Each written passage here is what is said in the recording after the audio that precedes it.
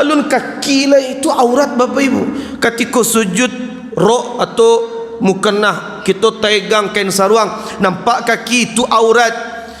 Bu, kau namanya kau? Kulit, you tahu apa kulit Bapak Ibu? Namanya punggung tangan. Kalau bahasa Arabnya zahirul kaf, punggung tangan. Iko aurat atau tidak? Kalau iko kan aurat lah, telapak tangan. Iko aurat atau tidak? Iko kan bukan aurat. Iko aurat. Kini yang mau sampaikan.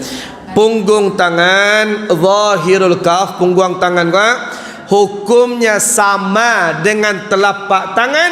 Bagi wanita punggung tangan bukan aurat. Itu sepaket. Tak mungkin lo ibu sujud mereka Allahu Akbar, tak kira nampak iko kan mereka sudah sama. Sama keduanya. Yang aurat itu selain wajah, telapak tangan dan punggung tangan. Pergelangan tangan itu aurat. Kemudian telapak kaki aurat. Makanya biar aman, pakailah kaos kaki ketika ibu solat. Video selengkapnya bisa ditonton di channel YouTube Pita Ruah Buya.